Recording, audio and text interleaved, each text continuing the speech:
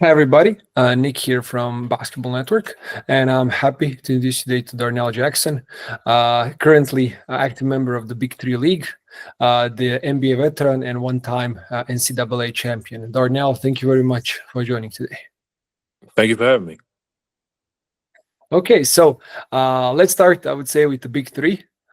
You guys started the season quite strong. You're currently 3-1. So, Mhm. how are you feeling about the team? How are you feeling about your season? Are you satisfied with how the games have been going up to this point? I'm excited about the season. I'm excited about the team. We had a downfall with power. Things didn't go our way, but it's part of the game. That's what happens.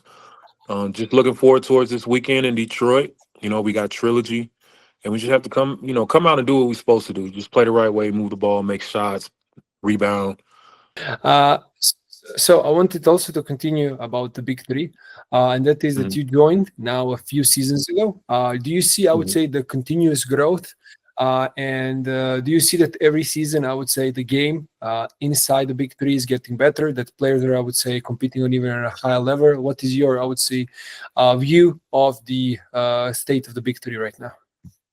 Well, I feel like the big three has always been at a high level because you have to understand, like the guys that paved the way, not just for me, but everybody else that's in the big three now. Those guys played in the NBA. Mhm.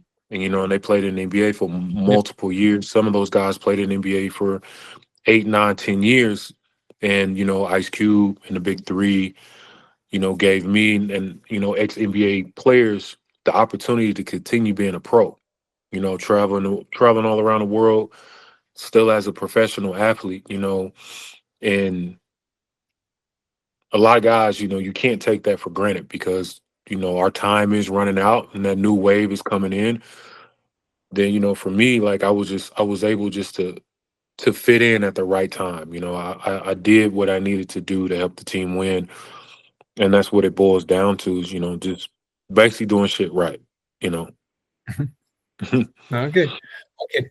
Uh, uh, um, One, I would say, individual matchup in the big three that you're looking forward most this season. Is there somebody who you, I would say, can't wait maybe to lock up on defense or to go one on one when you got a ball on the offense? So, is there anybody that you look forward? Maybe is it a former college teammate, or former college rival, or whatever? No, my matchup for me would be Dwight, because I had the opportunity to play against him in high school at the top 100 NBA camp. Then I had the opportunity to play against him a few times in the NBA, and now he's in the Big Three. He has a league cross seas, and you still can tell that he takes care of his body. He still can play at a high level, and I just want that opportunity again. Just to play against a guy that's going to go down as probably one of the best bigs, athletic bigs that have touched the floor. And I'm excited about that matchup, regardless of how it goes. Like, I can tell my kids that I had the opportunity to play against a Hall of Famer in the Big Three. Nice, nice. And you mentioned you played against him in high school. Yeah, Was it evident even in high school that he would go straight to the pros? Because oh I yeah, know that yeah, sometimes yeah, players talk about Amari Stoudemire, LeBron James, about being, I yeah, would say, perhaps to pro ready. Was yeah, Dwight, I would say, on the same level?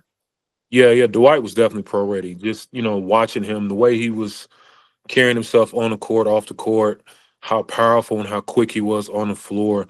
And you can tell like he was totally different from everyone else. And just having that opportunity to play against him that one time in high school, and I can say the same thing about Al Jefferson. Those guys were different, and I'll never forget. I was like, yo, like I got a lot of work to do. Seeing these guys and how much work they were putting in, and how quicker and more powerful, more explosive they were in high school than everyone else. Mhm. Yeah, you mentioned Al Jefferson. You said how much quicker than everybody he was in high school. When you watch him, I Uh, would say in the NBA, you would think that he was, I would say, a slower paced big man. But then I would say, man, I know that no, I'm gonna everybody put it talks. out there now. If Yeah, yeah, you go continue. back and watch Al Jefferson's high school highlight tapes, his games, unbelievable. Like the dude was unstoppable. Like it's crazy how he transformed his game from the way he was playing in high school to the NBA. But that right there just shows you like the mindset of him understanding the game, him understanding how he's going to get his shots off, understanding how bigger players, quicker players, longer players are going to play him. Like he really studied the game. Like he dissected the game where, at that time he became, one of the best power forwards in the NBA when he was playing. Yeah, yeah, I agree with you fully. I remember watching him, I would say, as a rookie in Boston. Hmm. And you could see that he was really athletic. And then as he got older and more, I would say, mature in the NBA, he realized that he played maybe with a slower pace. He focused more on the post moves, and I would say, and being one of the best post players in the league, that he would have his role and niche in the NBA, and that's why he had the so long career and so successful career at the end of the day. Yeah. Going back to Big Three, maybe a question to you would be, uh, when you look at your resume and what you brought to the table as a pro player in the NBA and overseas, what is one thing that the easily translates to you to the Big Three? Is it rebounding, post scoring, physical play? What is something that easily translates Um, to 3-on-3? Honestly, I would say all of it, because the way I play, I think that really helped me stay cross season longer. Um, when I was in NBA, it was, they were looking for bigs that were 6'11", 7 foot. Teams are always looking for a footer. But if you look at the Warriors, Draymond Green and the Warriors, they changed that. They changed the game of basketball, playing small ball. Now, if I was around Draymond's age at that time, like I truly believe I'll still be in the NBA because I was able to shoot the mid range, dribble, pass, and it just translated into the big three. Like now I'm older, I understand the game. I played it long enough. I still can shoot the ball at a very high rate and pass and defend a little bit. Still can rebound. I'm healthy. We can play physical sometimes here and there, but I think they choose who they want to play physical because I can't play too physical. Mhm. Excuse me, because I'm always getting a foul called on me, and I'm over there sitting on the bench watching the show. So I got to be careful with that. Mhm. Okay, okay. And does the being active in the Big Three after your professional career Mhm. helps with your hunger for competition? You played for so long actively. You succeeded on so many levels in basketball, and now, as you said, you got older. Does it help? I would say with the hunger and I would say with the love of the game at the end of the day. Well, the love of the game will always be there, just because that's what I've been doing for so long. Like the competitiveness will always be there, and I wouldn't say it's hunger. Um, for me, hunger is the opposite of when I'm coming out of high school, when I'm coming out of college. Like I'm hungry because I don't have the means Mhm. that other players or other student athletes had at that time. So I'm hungry. Like I'm gonna do what I have to do to get what I need. Now, the older I got, that hunger turns into passion. Like I'm always gonna have passion for this game. The competitiveness is always gonna be there, and that's what makes the game beautiful. Like with guys that are hungry, you know, they do as much as they can to get what they want and they relax. The Mhm. guys that have passion, that passion's overshadows the hunger, for me, in my opinion, any night of the day. It's just because the guy that has passion, like he doesn't want to settle for for less. He wants more. So you have to do what you can to get more and more out of this game, Mhm. and eventually, that time is going to be up. Like I feel like we all have to understand the ball is going to stop bouncing at Mhm. some point. And I'm blessed enough to continue playing this game at 39. But we really have to prepare ourselves mentally, physically, spiritually when it's all said and done, like when you're not playing in the big three anymore, because I do know like a lot of guys enjoy playing in the big three. A lot of guys depend on the big three, if it's from just their family or their kids have an opportunity to finally watch them play in person, or having them just being around and traveling with them on the road and getting the opportunity to see Ice Cube and all these other celebrities coming through there, or seeing the Hall of Famers like Dr. J, Iceman, the Glove, Gary Payton. Things like that are important, and I hope people understand. Like, you probably won't ever see something like this ever again. Mhm. That is a really, I would say, well said. That is maybe something that only person who has been pro basketball player can see the value in that part, and Hmm. that is something that is unique about the big three, because most pro leagues, the pro players are always, I would suggest, focused just and only focused when you're in NBA. You're traveling with the team and everything, and Yeah. here you have more opportunity to enjoy the traveling, to enjoy spending time with your family on the road and all of this stuff. So that is a great value add for pro players who are active in the big three.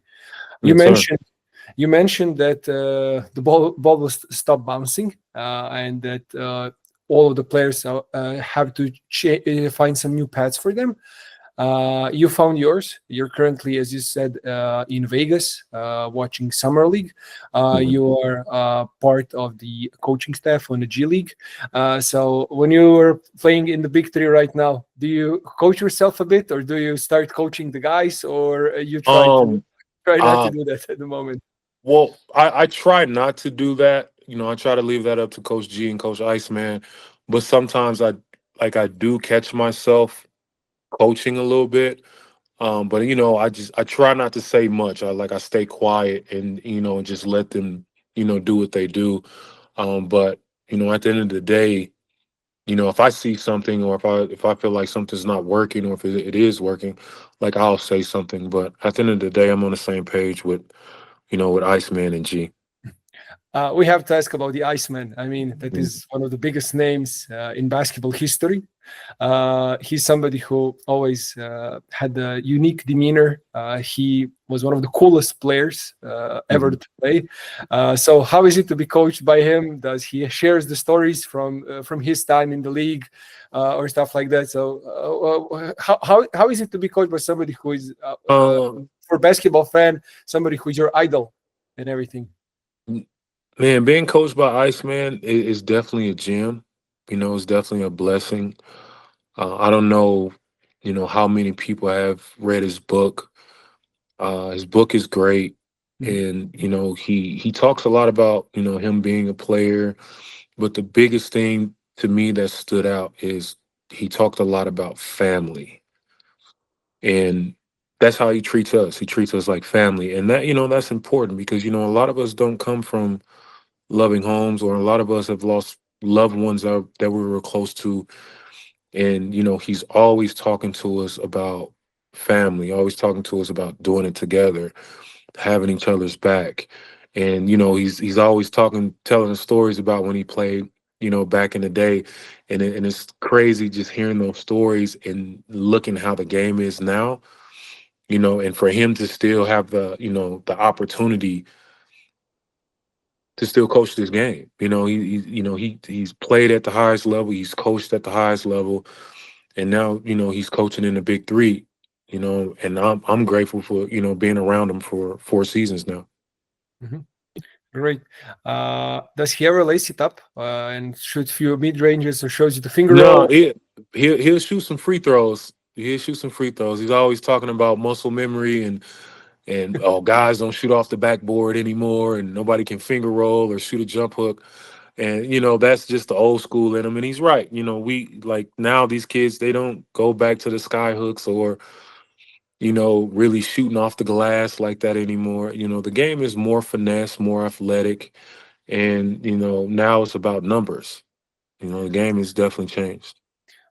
I agree with you, but there is always one thing that is quite uh, peculiar for me, and that is that everybody talks about that the game today is more technical, players are more finessed. But finger roll, for example, is one of the most finesse basketball moves to make. Mhm. When you watch it, it's so elegant. Same thing with Yeah. shooting off the backboard. At the end of the day, you really need to know your angles. You need to have a really nice touch in order to do that. And if the game is becoming more and more finessed and players are not doing that, is the game getting more finesse, or players are just, I would say, skipping that move in general? What do you Yeah, think?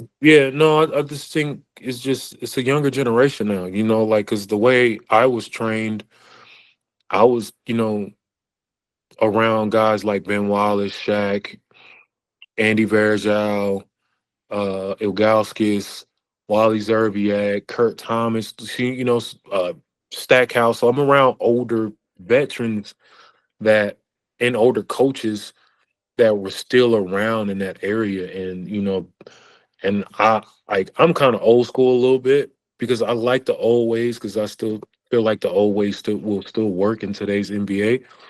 But now it's more about numbers, and trainers in today's game, like, they lean more towards the fancy footwork and the finesse moves at the rim and the fadeaway threes, the step back threes. Like, look at Stephen Curry. Like, when when I hear people always try to say he hurt the game, like, I don't think he hurt the game. He changed it because that's something that he's worked on all his life. And it blossomed. It took off. So everybody's like, "Yo, what is he doing? He changed the game." Now you hear conversations and rumors of, man, they might have to move the 3-point line back because it's too easy for guys to shoot threes. It might happen. It might won't. But just seeing what he has done to change the NBA from a shooting standpoint, and now, like, you have to be able to shoot the ball in the NBA. Back in the day, it was all about bigs. Oh, we got to go get the best big. You got to now was always a high-low game. You throwing it down to Shaq. You throwing it down to Duncan. You're playing pick and roll with Amari Stoudemire. It was guys like that.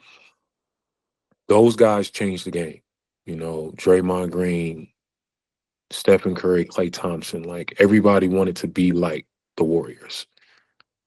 Mhm. Now you can see it in some players that they're going back to that, like when Jimmy Butler was with the Miami Heat or the Chicago Bulls. You can see his game was all mid range. Elbow, face up, jabs. He's getting to his spots. He's not taking any extra dribbles. He's playing the game the way it's supposed to be played, and that's simple. Like, man, I'm not going to dance around. I'm just going to get to my spot and I'm gonna raise. Then DeMar DeRozan's the same way. Let me get to the Yeah. elbow, back you down a little bit, pump fake. Oh, you jump. I'm gonna jump until you shoot the ball, get an and one. That's simple. Now, if you watch the younger generation, they're dribbling the hell out the ball. Yeah. Some of these guys are dribbling 11 seconds off the shot clock, and it takes away from the game. I feel like it eventually turned back around, but some of these young players don't understand. They think that's what they need to do to make it to the NBA or to the next level, and that's not it. Yeah.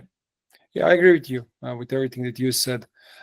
It is always nice to see the change in the game, and then as you get older, I would say you get more grumpy, and then you talk, then you reminisce about the times when you played Hmm. basketball, not in the NBA, but basketball in general, and then you see that the game is constantly evolving, and the things that were sometimes that you were not taught maybe at your position 20 years ago or 10 Yeah. years ago. I can say from my personal experience that then you see that today the guys are expected to do that every day and in every game. So it Mhm. is just proof that the game is constantly evolving. Yeah. Uh, and we wouldn't be having this interview. We have to mention the logo on your hat, the Kansas University. I see that you still Gotcha. proudly, yeah. I see that you're still proudly representing it. You Hmm. had an amazing NCAA career, crowned as a senior. You won a championship with the Jayhawks.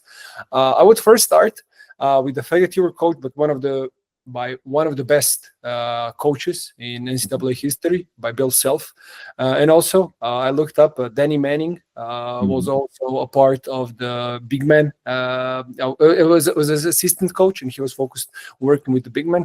Yep. Coming out of high school, you were a great prospect. At the end of the day, you finished. You signed with Kansas Jayhawks. So, how was it going to Kansas? How was it being coached by Bill Self? And can you tell me a bit more about that experience? Um, I wasn't highly recruited in high school, and before I went to Kansas and before Coach Self went to Kansas, it came down to Purdue and Illinois. Mhm. Coach Self was still at Illinois. He came and visited me. We talked when I was still at Midwest City High School my senior year, and he ended up getting a job at Kansas.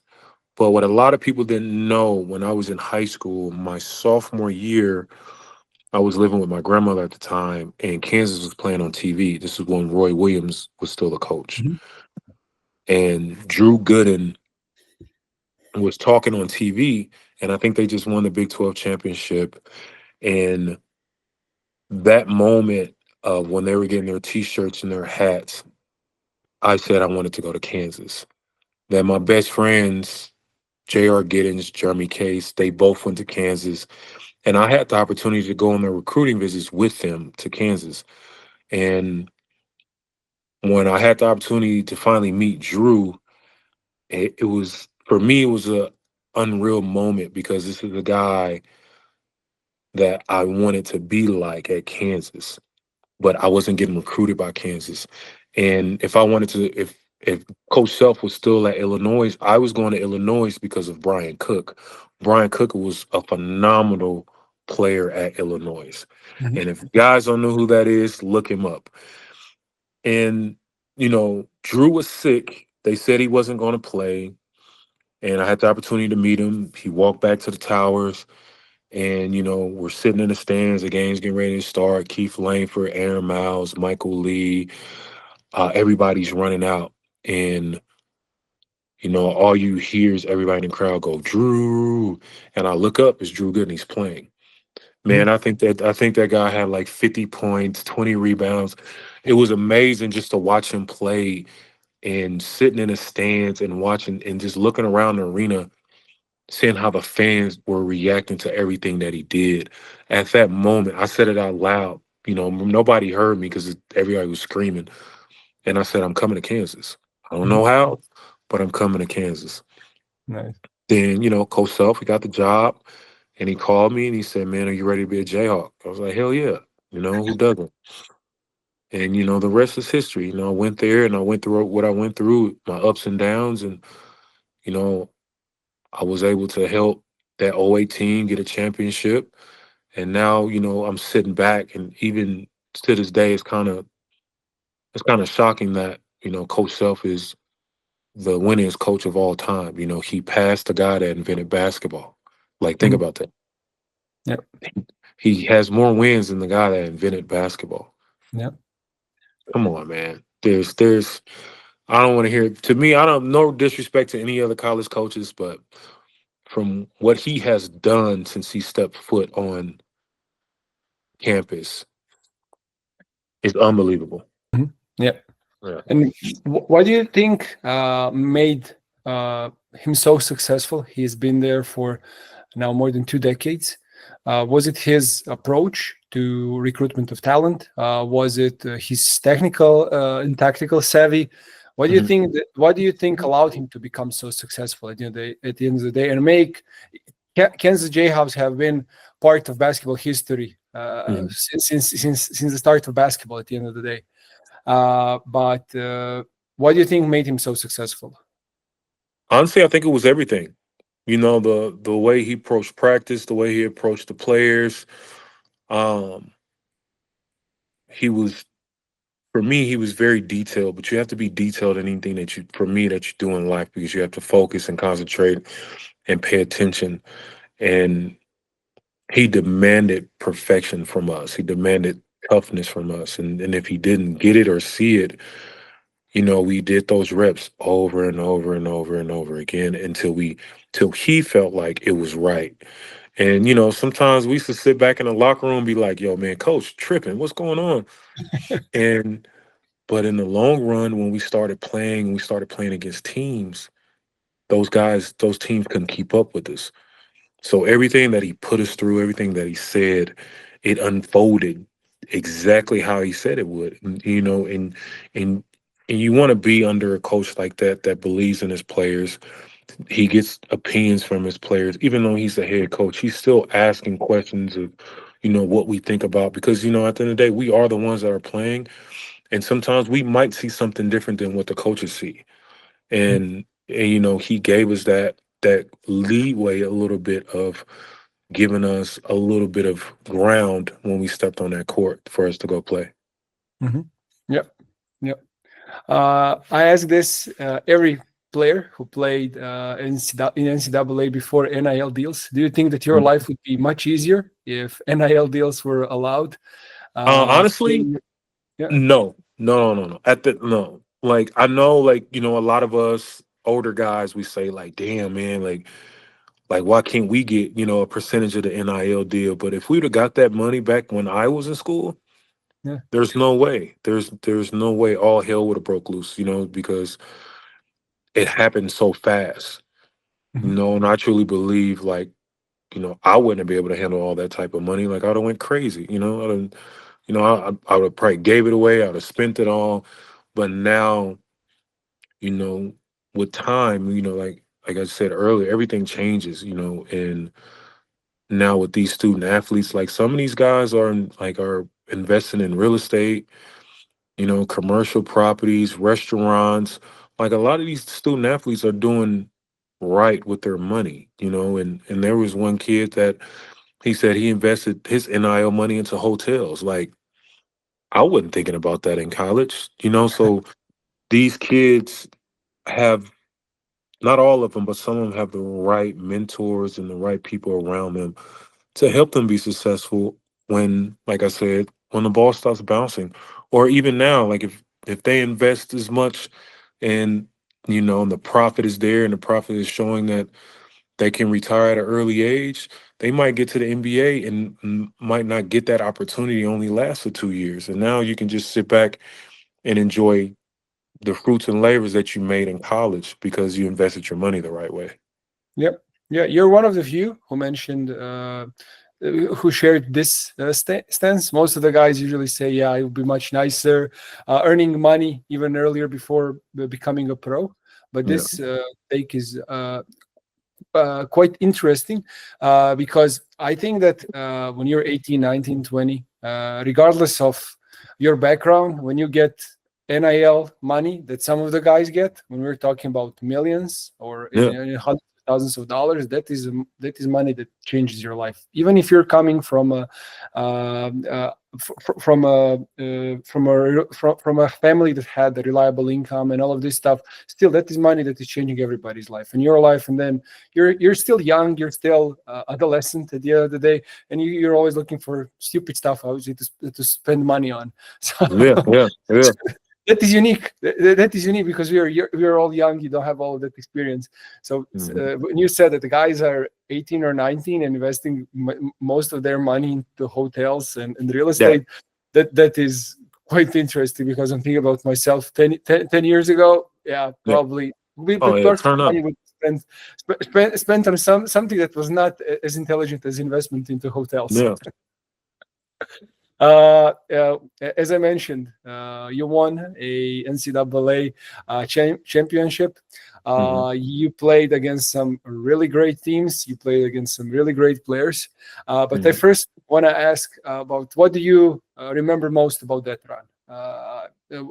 When you think about that championship run, what is the first thing that pops into your mind?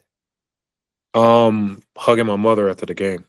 You Mhm. know, there's a picture of everybody jumping up and down, like in the middle of the court, and I think I'm the only player that's not in the picture.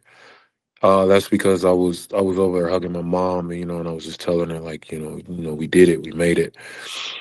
Uh, then the second thing was I was in the room talking to my teammate Matt Kleiman, and I told him, I was like, man, what am I going to do now?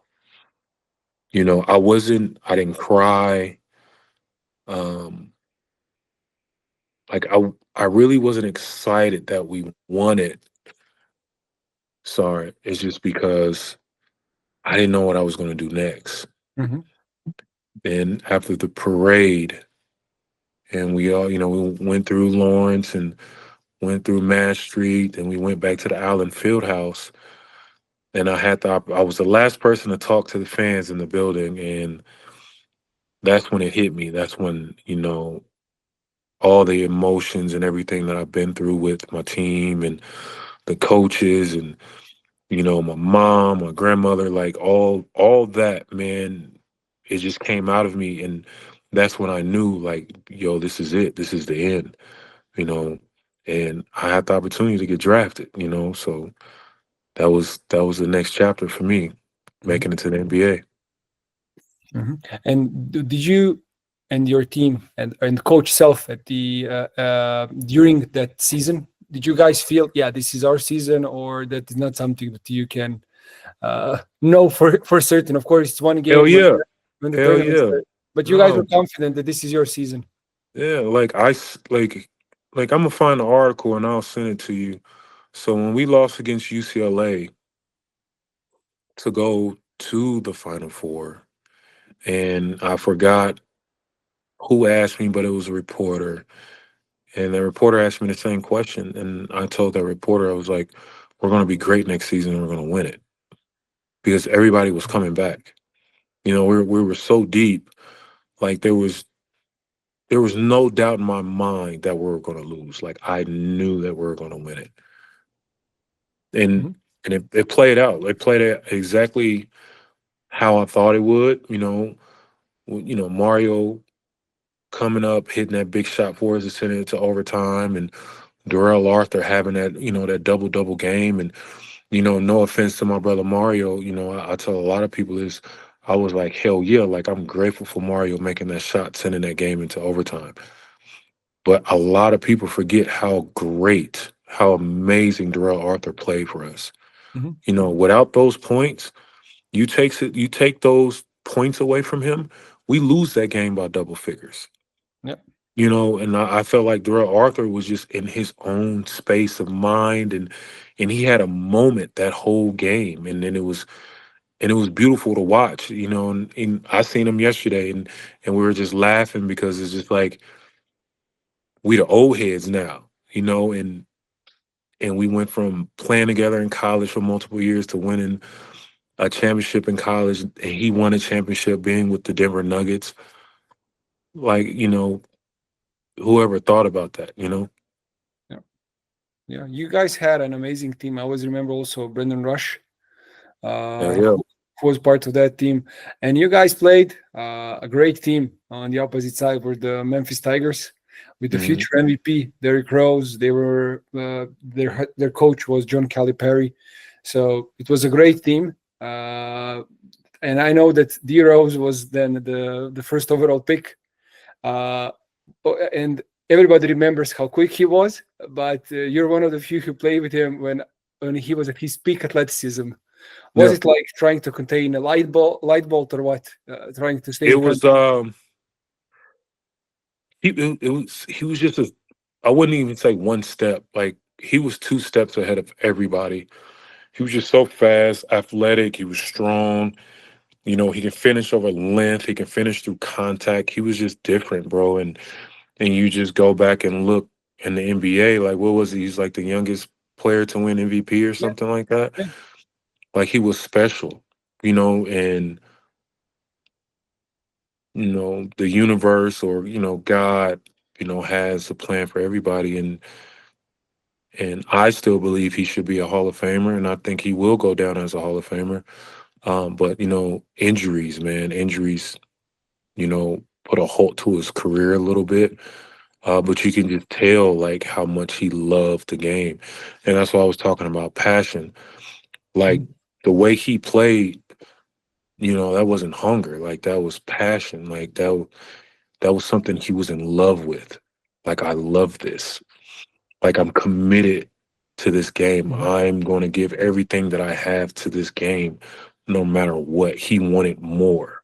So it's just, and he's still Mhm. doing. He's still making an impact in the community. With with the events and the foundations that he's a part of and that he has. Like it's just beautiful to watch, from afar of what he has done throughout his career. Mhm. Yeah. Yeah, I agree with you. I remember watching Derrick Rose when he just joined the NBA. He had one of the most NBA ready bodies for any guard that ever joined the league. I think we can find some other guys who also came in NBA ready, but Derrick Rose, when he came in as a 19-year-old, he Mhm. was built like he was. You can see that he was really quick, but he was also very strong, which was at that time also quite important for a guard. Even today, it's also very important. But he came in NBA ready, and it's really probably one of the biggest what ifs in the recent history in the NBA. If he didn't get injured, there is then a Yeah. question of how what would happen with the Chicago Bulls. Would Miami Heat won their two championships, or they would have problems with Chicago Bulls? So as I said, one of the biggest what ifs in the NBA. Yeah. But there is also one other guard who transcended the game, and you mentioned him earlier, Stephen Curry. You also played against Davidson Yep. during your run. So Steph Curry at that time was not so known name. He did Mhm. end up as a lottery pick also, but uh, he was not uh, built up to be the multi NBA champion, multi-time MVP, and somebody who changed the game at the end of the day. So Mhm. watching him at Davidson, did you see the future where he would be as successful No, as he or not? no, no. I don't think anybody did. He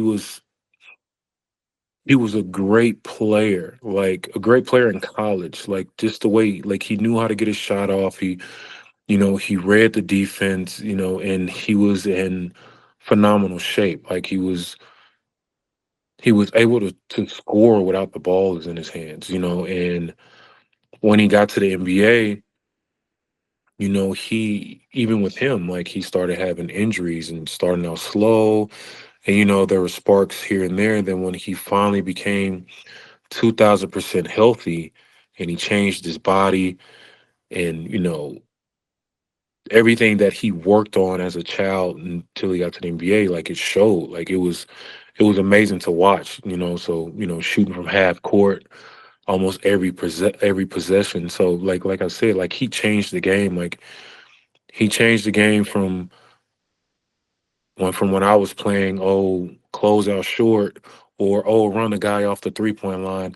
Now it's close out up the touch, get into his airspace, you know, make him protect the ball. Like this, like he is one of the guys that changed the game by himself. You had Michael Jordan, you had Shaquille O'Neal.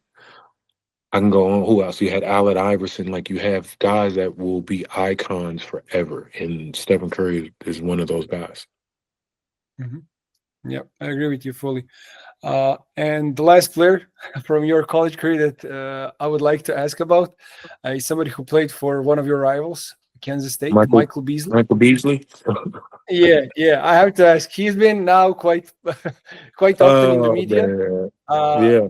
I I know that recently I saw a video of Derrick Rose Hmm. actually, and he was Hmm. saying that the two of them were roommates Hmm. for Team USA when they were juniors in high school, something like that, and that he was believed to be the top prospect in his class, but he said like I was never as good as Beasley, like, Hmm. and it's really it shows something when all of the players who played against him always say that the one-on-one nobody could beat him.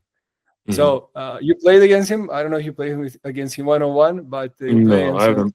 on, I haven't. on I five haven't on played five. against But him. he had an amazing one season, one and done season at Kansas State. Hmm. So your Um, thoughts? my thoughts on Beasley. Yeah, as in Like Kansas man, State. my thoughts on that guy is he's hard to guard, man. Like from what he did in college to what he did in the NBA, just because I got drafted to Miami. It was Mhm. me, Mario, and Beasley. We all got drafted to Miami.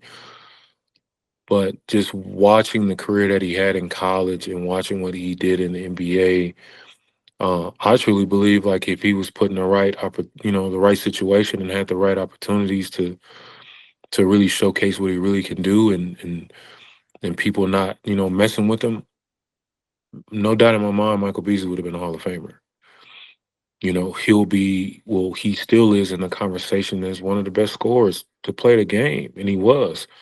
And you can throw him in that category with Kevin Durant. Like I say it all the time, like Kevin Durant and Michael Beasley are the two best college players to ever come out of the NCAA. That's just my opinion. Like what those two guys did, I don't think we'll ever see anything like that again. We might, but it might be years. But what they did was unbelievable. Yeah, 16, yeah, 6'11".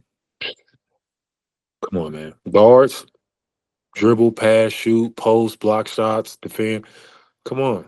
Like it's unbelievable.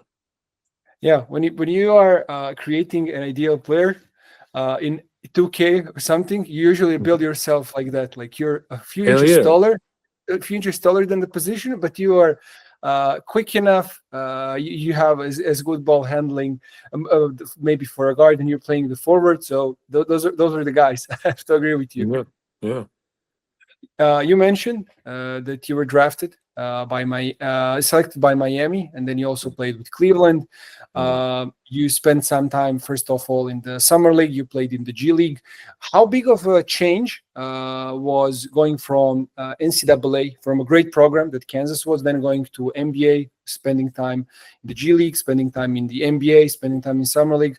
Was there, say, a big adjustment for you, speed wise, athletic? Were the guys more athletic? Like, what are the biggest challenges for you when getting adjusted to this to pro level basketball? It was everything. You know, the IQ of the game, understanding the game. You had as a rookie and your second year in the league, like you have a small era to make mistakes. You don't get too many chances like you do in college.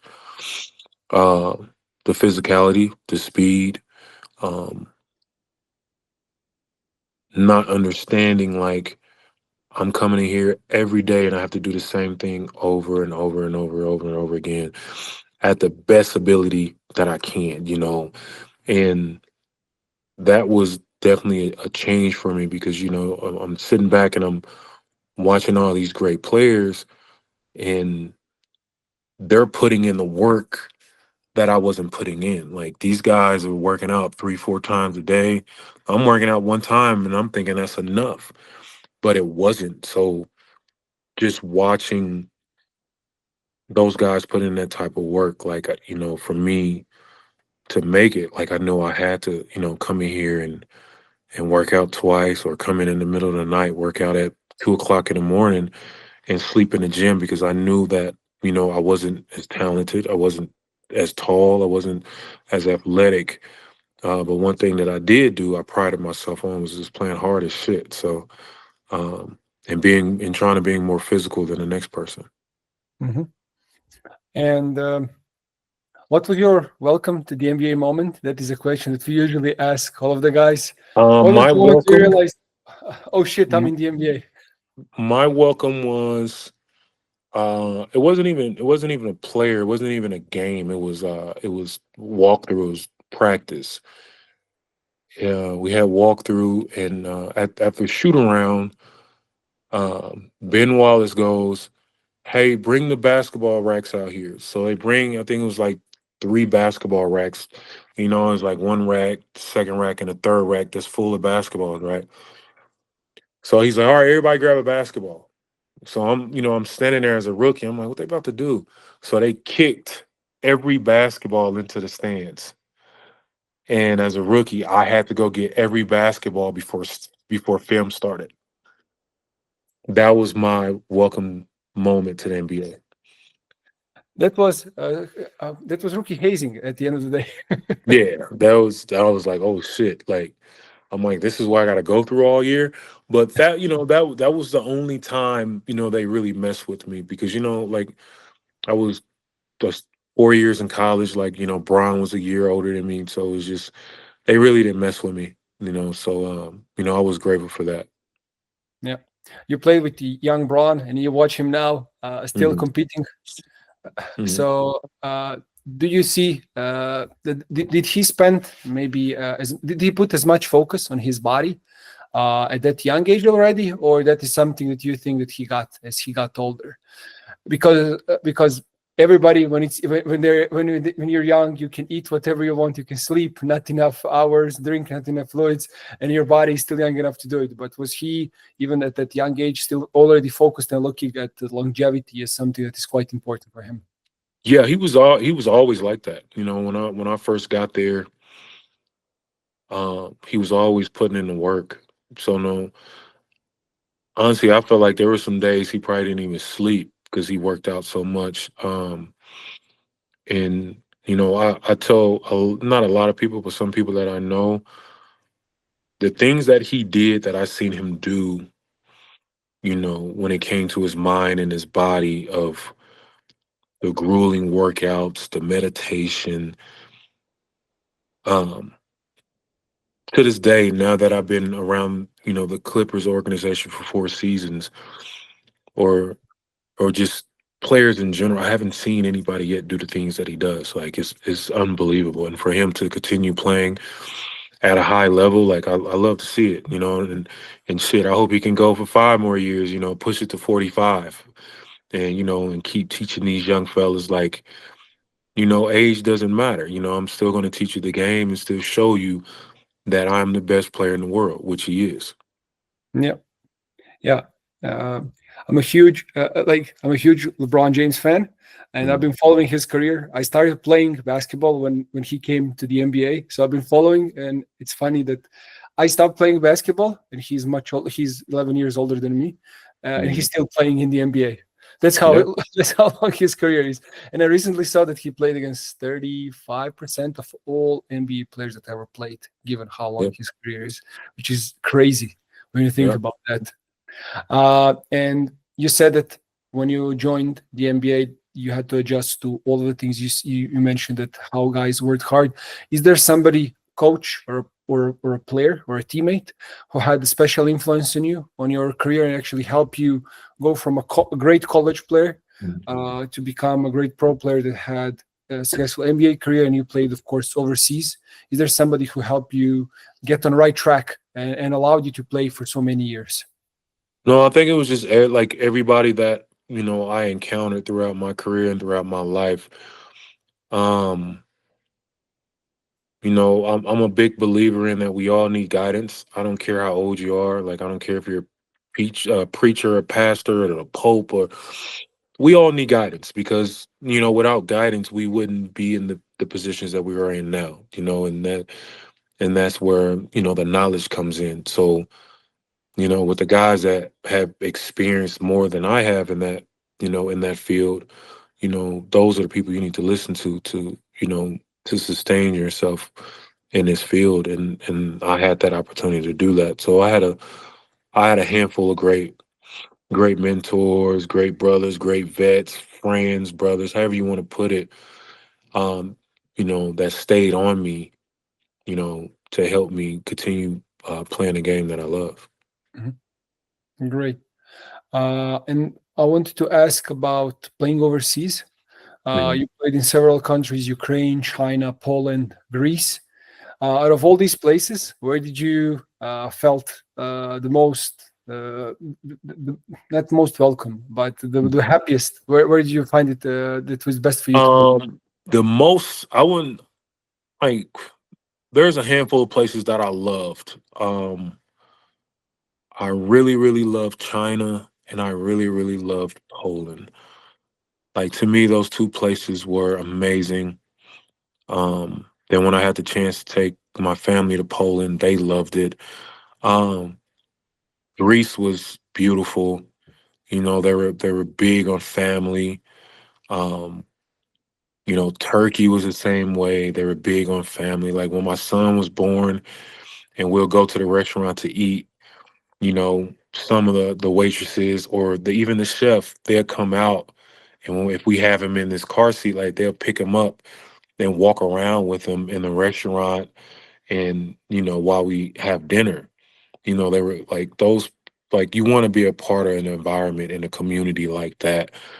That they're big on family and they look out for one another, even though that we wasn't the same skin tone. It was just a culture, man, that that they accepted me and my family. So I enjoyed it. Like I didn't have any, racist moments or anything, like it was really fun, you know. Mhm. And if you can compare the Turkish crowds and Greece crowds, they are known to be quite vocal. You played in both leagues. Which fans were more Turkey, crazy? Turkey, Turkey, Turkey, really? I Turkey, would say that Greece, when Turkey. you watch Panathinaikos or Olympiacos, you Mm, really. Not even close, man. For me, when I played in Turkey, I had fans throwing lighters at me, coins. I had fans try to run down on the court, so they were going to stab me. Like I didn't experience that in Greece, but in when I was in Turkey, yeah, like it was unbelievable. And how did you focus on a game when these things happen, or you just play your Uh, game? I You just try play to my get. game. Yeah, I just play my game, man. I really didn't worry about it, So, thank God it didn't happen. But if they did, just know, like, I'm taking somebody first. So, I'm going down with a fight. Don't let the big fella fool you. And I'm smiling and joking all the time, but yeah, I'm not. I don't take stuff like that lightly. Of course, So, of course. Yeah. And you played with a lot of players also overseas. Is there somebody or a coach, for example, because you played, as I said, college, NBA, mm. and in Europe, you played with a lot of coaches. Is there somebody in Europe who was somebody who you really loved playing for um, as a coach, I or also? did my coach in Poland when I was playing for Radom. Um, him and my coach that I played with in Greece when I was playing with Pauk. Mhm, Um, in my opinion, you know, they were they were students of the game. They understood the game, and they put me in positions that I thought I'll never, imagine I would be in on the floor, to showcase what I can really do, mhm, and that helped. Then and at the end of of my career, playing in Germany, I had a great coach. He was assistant coach at first. Then he became the head coach, and when he became the head coach, things changed because you want coaches that understand the players. You want coaches that have been through the fire and understand the experiences of what it takes to win. And he was a God fearing man too at that, and he was vulnerable. Like as a head coach, I truly believe you should be vulnerable for all your players, for your players to have that opportunity to open up, and you give them that type of cushion, so you help them be comfortable to get what you need out of them to be successful on the floor. So I had those three coaches, definitely, man. Like they really helped me throughout my career. mhm. Great. And the last question about the coaches and everything. Mm, Uh, as you played both in the States and in Europe, there is always this discussion about mm, European coaches being allowed to be much more vocal, mm, yell, and be much more theatrical with the mm. players. Is that something that you think is a myth, or is it something that people don't understand? Why is it goes like this? What's your experience with that? Like when you compare it in the States and in Europe, because there are so many videos of European coaches yelling at Mm. their players, cussing them out, and all of this stuff, and you don't see those videos, especially in the NBA. But I think Oh man, no man. That like my first coach in Europe, Coach Alexander, when I was in Ukraine. I think he's back at Monaco. He has won, I think, 8, 9 championships now. And I think he's from Serbia. I hope I'm not wrong. But Sasha, he was on 10 every day. Like the reactions, the screaming, the cussing, how hard we practiced. Like he didn't believe in days off. Me being in that type of environment really woke me up to how spoiled I was playing in the States. Mhm. And he, like, Coach Alexander, well, Coach Sasha, like, he opened my eyes of, playing in the U.S. And he said it. He told me, he was like, U.S. players are spoiled. You guys don't work hard. And I tell a lot of guys now to this day, if they go across seas, like you have to prepare yourself to be practicing twice a day. You might not even have a day off for like a month or two. And that's just the culture of becoming a great, international player over there. Some places are they're more nicer and and the environment is not that hostile, but what he put me through my first year in Ukraine really woke me up. It really changed my mind and my body as an athlete. Like I knew what I had to do. Mhm. And if it wasn't for Sasha doing that to me, I truly believe I wouldn't have lasted, 15, 16 seasons in Europe. Mhm. I think you're talking about Sasha Georgievich. Alexander, yeah, yeah. Yeah, Oh yeah. he was also a legend. Oh In my God, yeah. yeah, he was a point guard Like for teams that yeah, won World yeah, and he Cups. played he played in the Olympics. He played Yeah, against, like it like the m- like I wish, the states or the NBA would go and talk to him about basketball and players and the X's and O's. Like he is a excuse me for my language, he's a fucking genius, man. Like, and I hope he sees this and I'm happy that he's still coaching, man. But he was amazing, dude. Like he's probably one of hands down the number one coach for me. mhm, great. And you now moved to coaching position. Hmm. And are you trying to be easygoing? Is you just had to try to spoil your players, or are you trying to be hard nosed uh, No, like when you're coaching them?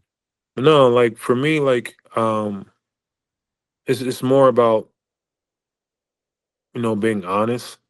Mhm. Like I'm big on telling guys what they need to hear instead of what they want to hear.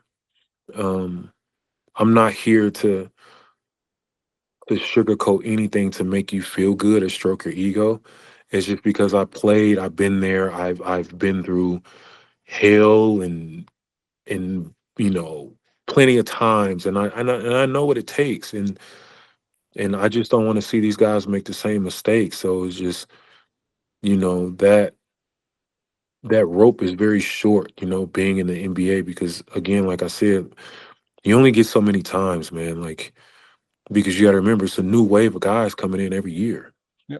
So whatever you do, you have to do it at a very high level where you stand out from the rest of the group, and you have to master that, and you have to bring that consistently every single day, no matter how you feel, no matter what you're dealing with. This is your job. But at the end of the day, we are human. Things do happen in our lives, and I truly believe that's where I come in at, and to help these guys mentally and spiritually is just because I've been in those shoes and I know what it feels like. Mhm. And what do you think is the biggest challenge for young players when they're moving through the ranks, going from college to the league to playing overseas? What is the biggest challenge that the most The guys mental, the mental. It's face? the mental. It's always the mental, man. The mental health is bigger than basketball because if you're not mentally stable or mentally healthy, you cannot give any organization what they need from you. So that's why I always tell these guys that I talk to is that, in my opinion, the physical part is the easiest part because depending on your body type or, your DNA, however you want to put it, as elite athletes, it's only going to take you a full 2 weeks to get in elite top shape. to play at the high, to play at, your highest level on the court, to be in really good shape.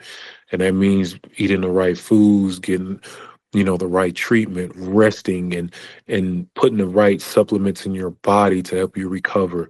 And then, after that, you'll be fine. But the hardest thing is the mental, because there's going to be days that you don't want to go work out. There's going to be days that you don't want to talk to your family or be around your friends, or there's going to be days that I'm sore or I don't want to practice.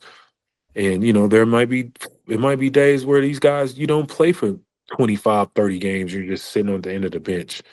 That it takes a toll on young guys, because everybody's environment, everybody's community is different. Like, we all came from different environments. We all came from different homes. We all came from different parents, and how we speak to one another. Like, that takes a toll on some people that can't handle that.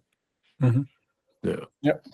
I think what you said, that the mental aspect is crucial, doesn't just isn't just on basketball. It's about any work that you do in life. If you're not 2000. there mentally, you can't deliver. Yeah. Uh, and just a few quick ones now at the end, Okay. and that is, you said that you're in Vegas watching G Hmm. League. Hmm. You had the first chance to see some top prospects. Hmm. I have to ask about Cooper Flag. Did you have maybe an opportunity to saw his debut or something like that?